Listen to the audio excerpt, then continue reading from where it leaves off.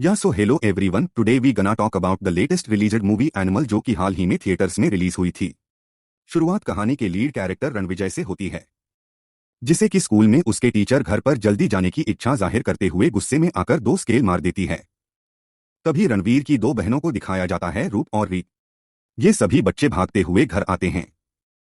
Basically आज रणविजय के पापा यानी कि बलबीर सिंह का बर्थडे होता है and Balbir Singh is a well known businessman, जिनकी स्वास्तिक नाम की स्टील फैक्ट्री है और पूरे शहर में उनका नाम चलता है। मगर आज वो घर पर नहीं है।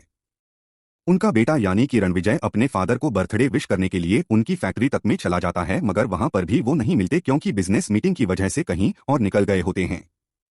रात को करीब 10 बज जाते हैं। जब वो घर पर आते हैं तो उनकी वाइफ जूती उनसे कहती है कि रणविजय सुबह से आपका वेट कर रहा था मगर आप नहीं आए। तो बलबीर जाकर अपने बेटे के रूम में पहुंचता है, देखता है कि उसके हाथ में एक लेटर है जिसमें ये लिखा है कि पापा, इस जन्म में तो आप मेरे फादर हैं, मगर मैं चाहता हूं कि नेक्स्ट जन्म में मैं आपका पापा बनूं। आप मेरे बेटे बने, फिर देखना मैं आपसे कितना प्यार करता हूं। और उसके बाद में सेम चीज रिपीट होगी, यानी कि अगेन आप पापा मैं बेटा, फिर देखते हैं कि हम दोनों की केमिस्ट्री कैसी रहेगी। और इसी के साथ वक्त आगे निकलता है, मतलब ऑलमोस्ट 25 साल कहानी आगे निकल जाती है, जहां पर हम देख पाते हैं कि अब रणविजय बड़ा हो चुका है और आज उसके बेस्ट फ्रेंड की बहन की सगाई होती है, जिसके अंदर वह इनवाइटेड होता है।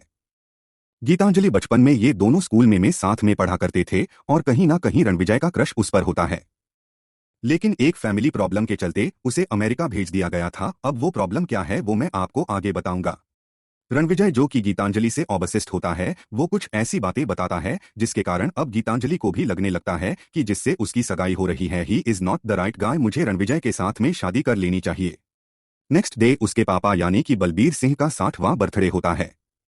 ये दिनों यानी कि दादा बाप और बेटा एक साथ फोटोज वगैरह क्लिक करवाते हैं। फिर फैमिली भी आकर फोटोज क्लिक करवाती है, जहां पर सभी लोग बलबीर सिंह को गिफ्ट दे रहे होते हैं। तो रणविजय का जीजा कहता है कि भाई तूने क्या गिफ्ट किया, जिस पर रणविजय बताता है कि मैंने अपने बाल अपने फादर को गिफ्ट करे हैं क्योंकि उन्होंने मेरे छोटे बाल पसंद थे। जहां पर बलबीर सिंह का कहना था कि वैसे तुम बड़े बालों में भी अच्छे लगते हो, जिस पर रणविजय का गुस्सा ना होकर एक स्वीटली टोन में कहना, कोई बात नहीं बाबा, मैं अगेन बढ़ा लूंगा। इसी के साथ हम रणविजय के दादा को भी देख पाते हैं, जिनका का नाम होता है रणधीर, और रणधीर जी के भी दो भाई और होते हैं, यानी कि टोटल मिला के 3 इनके नाम होते हैं, रणधीर, दलबीर, और एक भाई और होता है, मगर उसने अमेरिका जाकर के अपना धर्म चेंज करवा लिया होता है, यानी कि मजहब बदल लिया होता है, वो मुसलमान बन जाता है और नाम रख लेता है अकरम। इसी पार्टी में शहर के बड़े बड़े नेता लोग भी आए होते हैं। तो वरुण यानी कि उसका जीजा आकर रणविजय को कहता है कि तुमसे मिलने के लिए बड़े बड़े लोग आए हैं, जाकर उनसे मिलो, बातचीत करो। जहां पर रणविजय कहता है कि मुझे उनसे कोई मतलब नहीं है, मेरी दादाजी के साथ में बढ़िया बातें चल रही है और मैं उन्हीं के साथ खुश हूं। ये बात सुनकर उन दोनों में झगड़ा होने लग जाता है कि तभी वहां पर रीत पहुंच जाती है और कहती है कि माफी मांगो तुम्हारे जीजाजी से, यानी कि वरुण से, मगर इस पर वो उससे माफी नहीं मांगता और अगेन झगड़ा बढ़ जाता है।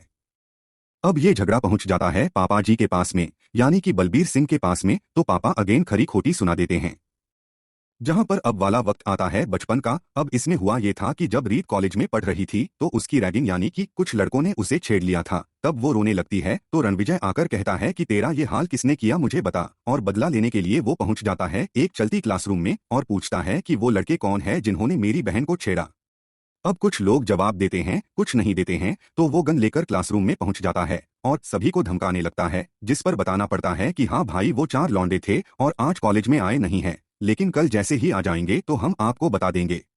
इस पर वो अपनी गाड़ी निकालता है, अपनी सिस्टर को गाड़ी में बैठाकर घर लेकर जाने लगता है और ये कहता है कि तुम कल कॉलेज नहीं जाऊंगी, मगर लकीली वो चारों ही लोग जिन्होंने रीत को परेशान किया था वो मिल जाते हैं रास्ते में। तो यहाँ पर गाड़ी के साथ उनकी चेसिंग शुरू और एक दो को तो भेड़ भाड़ देते हैं, जिससे कि इनको बहुत चोट और बहुत सारी खरोंच आती है। अब यह बात अगेन जब पापा जी के पास पहुंचती है, बलबीर सिंह के पास में, तो वो अपने बेटे रणविजय पर गुस्सा होते हैं कि आखिर तूने लोगों को गाड़ी से ठोका क्यों, चलती क्लास में गन क्यों लेकर के गया, तू कोई हीरो वीरो नहीं है, तू एक जीरो है। जिस पर रणविजय का कहना था कि अगर आपकी बहन के साथ में कोई ऐसा करता तो क्या आप उससे बदला नहीं लेते। खैर झगड़ा बहुत ज्यादा बढ़ गया था। गुस्से में आकर बलबीर कहते कि तू तो निकल जा यहाँ से, जिस वजह से रणवीर बचपन में ही अमेरिका के लिए निकल गया था। इनफैक्ट आज के दिन यानी कि प्रेजेंट टाइम में भी कुछ ऐसा ही चल रहा था। इन दोनों के बीच में झगड़ा हो गया था, जहां पर रणविजय कहता है कि ठीक है, मैं अगेन आज के रात की फ्लाइट से निकल रहा हूं अमेरिका और अब कभी भी लौट कर नहीं आऊंगा। लेकिन इसी बीच यहाँ पर गीतांजलि पहुंच जाती है जैसे कि एक दिन पहले रणविजय ने यह कहा था कि जंगल के बंदर लोग शादी वगैरह कैसे करते हैं, यानी कि बंदरिया अपने बंदरों को कैसे चूज करती है। तो वो कहानी गीतांजलि को बहुत पसंद आ गई थी, जिस पर वो रणविजय के साथ आज ही शादी करने के लिए आ चुकी थी। तो यहाँ पर रणविजय सिंह जो है वो अपनी होने वाली वाइफ को यानी गीतांजलि को अपनी पूरी फैमिली और फादर से मिलवा है, मगर उसके फादर आज भी business meetings and cake cutting वगैरह में लगे हुए थे। उसकी बातों को ज्यादा नहीं सुनता, इसलिए वो गीतांजलि को लेकर अपने प्राइवेट जेट से अमेरिका के लिए निकल जाता है। नेक्स्ट डे ये पहुंचते हैं हिमाचल में और यहाँ पर शादी वगैरह करते हैं हिंदू रीति रिवाजों के अकॉर्डिंग, यानी कि मंदिर में फेरे वगैरह लगाना। अगेन रात को इंटीमेट सीन होते हैं, जिसके बाद कहानी यहाँ से आगे बढ़ती है डायरेक्टली 8 साल आगे और हम देख पाते हैं एक एनिमल को जिसके मन में गुस्सा भरा है और वो सीधे कंपनी में पहुंचता है बहुत सारे बॉडीगार्ड्स के साथ में, और वो लोग आते ही वरुण को जान से मार देते हैं। इस हॉल में काफी सारे लोग बैठे होते हैं, इन्हीं में एक शख्स भी होता है असरार उल हक, जो कि सारे कांड को देख रहा था मगर कुछ कर नहीं पाता, मगर मन में उसके कुछ तो चल रहा था। वो क्या चल रहा है वो मैं आपको आगे बताऊंगा। इसके बाद हम रणवीर को अपनी पूरी टीम के साथ देख पाते हैं, जो बॉडीगार्ड वो लेकर आया था वो उसके भाई होते हैं। अब तो गीतांजलि को भी ये बात मालूम चल चुकी होती है कि रणविजय ने आज एक मर्डर किया है और मैं क्रिमिनल के साथ में रह रही हूँ। तो वो अपने बच्चों को वापस से अमेरिका ले जाना चाहती थी, जहां पर हमें ये मर्डर क्यों हुआ, 8 साल बाद लोग वापस इंडिया क्यों आए, इसकी बैक ब्रीफ दिखाई जाती है। अब होता यह है कि एक दिन बलबीर सिंह गोल्फ कोर्स में गोल्फ खेल रहे होते हैं, तभी उनके ऊपर 2 गोलियां आकर के लगती है, मगर यह नहीं पता कि वो हमला किसने करवाया। यह खबर रणविजय तक भी पहुंचती है, तो वह 8 साल के बाद में यहाँ पर आता है, अपनी फैमिली को देखता है, पापा से बातचीत करता है। तो बलबीर सिंह का कहना था कि जब मुझे पहली गोली लगी तो मुझे सिर्फ तुम्हारा ही ख्याल आया, क्योंकि मैं जानता था कि मैंने अभी तक तुम्हारे साथ जो भी किया है वो गलत किया है और मुझे ऐसा नहीं करना चाहिए था। इसी बीच रणविजय की मुलाकात मिश्रा अंकल से होती है, जो कि बलबीर सिंह के बहुत खास अच्छे दोस्त होते हैं। वो बताते हैं कि यह पहली बार नहीं था जब बलबीर के ऊपर जानलेवा अटैक हुए हैं। इससे पहले भी कई लोगों ने ऐसी कोशिश करी, मगर ये हमले हैं कि रुकने का नाम नहीं ले रहे हैं, और अब तो वर्करों ने काम पर आना भी छोड़ दिया है। जहां पर रणविजय खुद पहुंचता है कंपनी में, यानी कि स्वास्थिक स्टील फैक्ट्री में, और सभी लोगों के विश्वास दिलाता है कि जब तक पापा के कातिल का गला अपने हाथों से नहीं काटूं तब तक चैन से नहीं बैठूंगा। हम लोगों ने पहले भी इंडिया के लिए बहुत कुछ किया है और आगे भी करते रहेंगे, सभी लोग अपना काम दिल से करेंगे, और जहां तक रही पापा की बात, तो वो 3 महीने बाद में वो आप सभी के सामने होंगे, वो भी बिल्कुल सही हालत में। रणविजय को ये बात बहुत अच्छे तरीके से मालूम थी कि नॉर्मल सिक्योरिटी गार्ड्स जो कि हर वक्त पहरा भी देते रहते हैं, लेकिन दुश्मन ने अपना काम फिर भी कर लिया।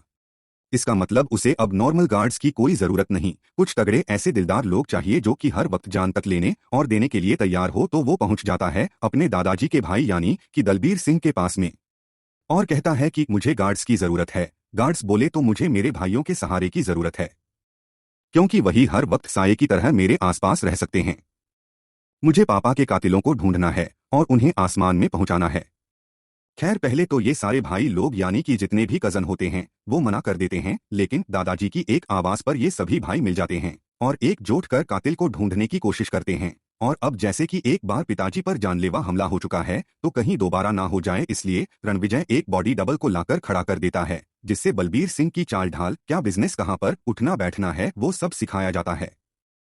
और एक दिन जब वो बॉडी डबल अपने परिवार से मिलने के लिए अपने घर जा रहा होता है, तभी उस पर असरार, जिसे कि हमने इस मूवी के हॉल शूटिंग वाले सीन में देखा था, वो आकर अपने बहुत सारे गार्ड्स के साथ में बलबीर सिंह को मारता है। ये खबर अब तो सिंह फैमिली में ही पहुंच जाती है, लेकिन यहाँ पता चलता है असली वाले तो जिंदा है। और जब वरुण उन्हें देखता है तो उसके दिमाग के तोते उड़ जाते हैं कि आखिर ऐसा कैसा हुआ। तो वो कॉल करके असरार को ये कहता है कि तूने जिसको मारा वो एक बॉडी डबल था और वो अभी भी जिंदा है। जहां पर असरार ये कहता है कि ठीक है, बलबीर को मारने का काम तेरा, इस छोटे वाले को यानी कि रणविजय को मैं जान से मैं मार दूंगा।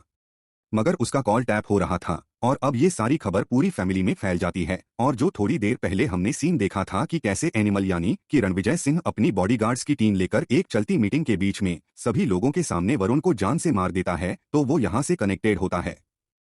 और अब क्योंकि रणविजय को मालूम होता है कि असरार के लोग उसके पीछे आएंगे उसे जान से मारने के लिए, तो वो एक बड़ी गन का ऑर्डर दे देता है।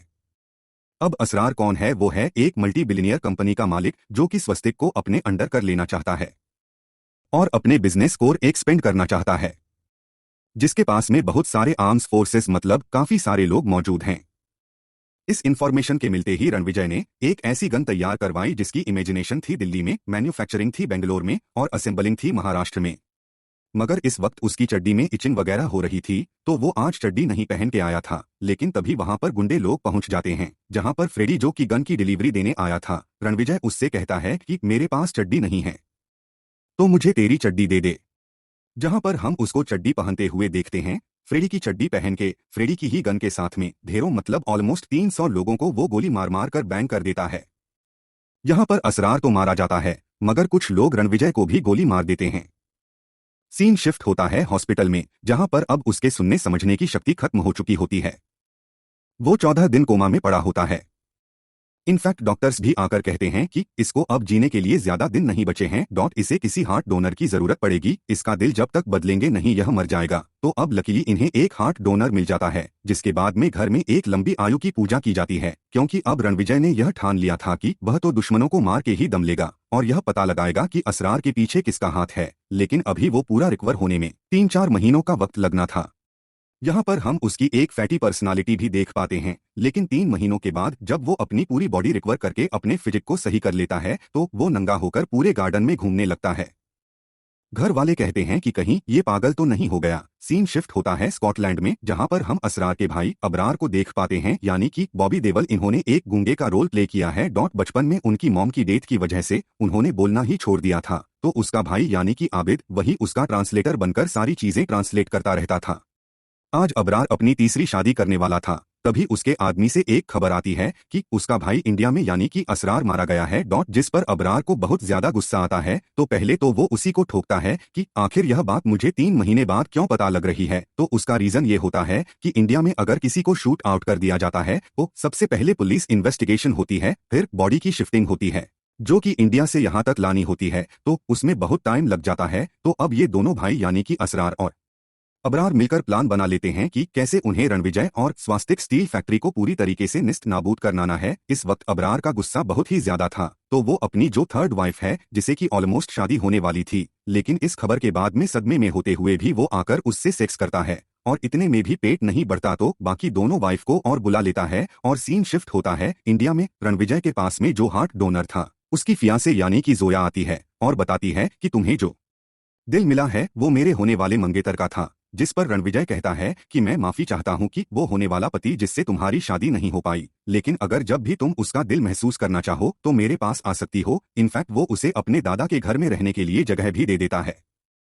इसी बीच इनके बीच में काफी सारी इंटीमेसी भी होती है। यह बात अब गीतांजलि को भी मालूम चल जाती है, तो वो रणविजय को छोड़ने की बात करती है, जहां रणविजय कहता है कि यह सब कुछ मेरे प्लान का हिस्सा है, मुझे थोड़ा और वक्त चाहिए। जब तक मैं अपने पिता के कातिल को ढूंढ नहीं लेता तब तक चैन से नहीं बैठूंगा। नेक्स्ट डे हमारे एनिमल पहुंच जाते हैं जोया के पास में, और जितनी भी लव बाइट्स दी होती है तो रोल्स रॉय वाली कंपनी के मैनेजर्स को बुलवाकर सभी को ये कहते हैं कि लव बाइट के कलर की रोल्स रॉय चाहिए मुझे, थोड़ी देर बाद में कार की डिलीवरी भी हो जाती है, लेकिन उसमें एक बॉम्ब फिट होता है और इन दोनों की कार में बैठने से पहले ही नई की नई कार की ऐसी की तैसी हो जाती है। जोया को बहुत ही ज्यादा टेंशन हो रही थी, जिस पर न विजय कहता है कि तुम एक तरीके से मेरी वाइफ हो, अब हम इस जगह को छोड़कर चले जाएं। मैं मेरी पुरानी वाली वाइफ को तलाक दे दूंगा, हम कहीं और रहने लग जाएंगे, तुम सिर्फ मेरी हो और अब तुम पर कोई भी खतरा मैं आने नहीं दूंगा। जिस पर जोया का कहना था कि मैंने अभी तक तुमसे झूठ बोला, मैं एक डबल एजेंट बनके काम कर रही थी, मुझे अबरार ने ही तुम्हारे पास भेजा था ताकि मैं तुम्हारी सारी इन्फॉर्मेशन उस तक पहुंचाते रहूं। उनका प्लान यह है कि वो तुम्हारी ही तरह दिखने वाला एक शख्स अब इंडिया में भेजेंगे, तुम्हें तो ऑलरेडी जान से मार दिया जाएगा, जिसके बाद में वो बंदा एक एक करके तुम्हारी फैमिली यानी कि वाइफ, बच्चे, मॉम एंड डैड को मारेगा,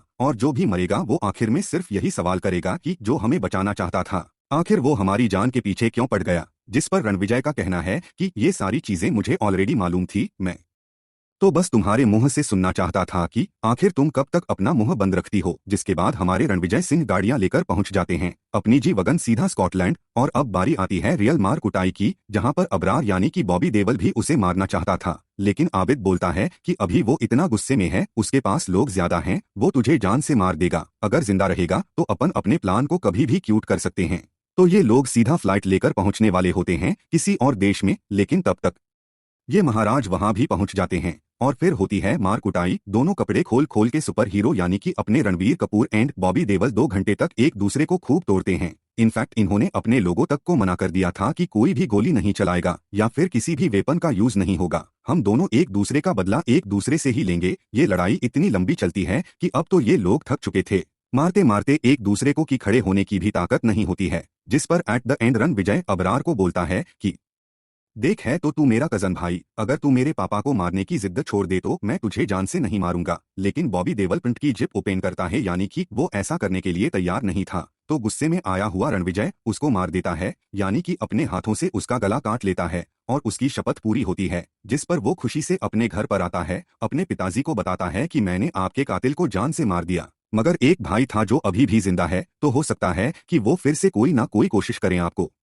मारने की। तो मैं चाहता हूं कि इन छुट्टियों में आप मेरे साथ में अमेरिका चलें। मगर बलबीर अमेरिका जाने के लिए तैयार नहीं होता है। जिस पर वो फेमस ट्रेलर का फर्स्ट सीन दिखाया जाता है, जिस पर आपको पापा पापा बोलना है और मैं आपकी एक्टिंग करूंगा। तो कुल मिलाकर एट द एंड बलबीर को ही समझ में आता है कि फैमिली कितनी ज्यादा इंपॉर्टेंट होती है, उनको टाइम देना चाहिए, और ये सभी एक हो जाते हैं और ये पूरा घर वापस से बस जाता है। यानी कि अब रणविजय अमेरिका नहीं जाएगा, इंडिया में ही अपनी फैमिली के साथ में रहेगा। मगर सबसे बड़ा ट्विस्ट आता है इस मूवी के एंड में, जहां पर अबरार का एक और छोटा भाई होता है जिसने अपनी फेस की सर्जरी करवा ली होती है और वह सेम टू सेम रणविजय की तरह दिख रहा होता है। और वो जोया से ये भी पूछता है कि क्या मेरा नैन नक्श हाथ पैर और वो भी उसके जैसे मैच करता है या नहीं। इस वक्त इस बॉडी डबल ने रणविजय के 2 बॉडीगार्ड्स को ही पकड़ लिया था, यानी कि जो सरदार जी उसके कजन भाई थे, और वो बोलता है कि वो तू ही था ना जिसने होटल में मेरे भाई को मारते वक्त गन पकड़ाई थी रणविजय को, और जब अबरार से फाइट चल रही थी तो चाकू भी पकड़ाया था। तो आज तो तेरी किस्मत खराब। और वो ब्रूटली एक कसाई की तरह उन दोनों को काट करके रख देता है।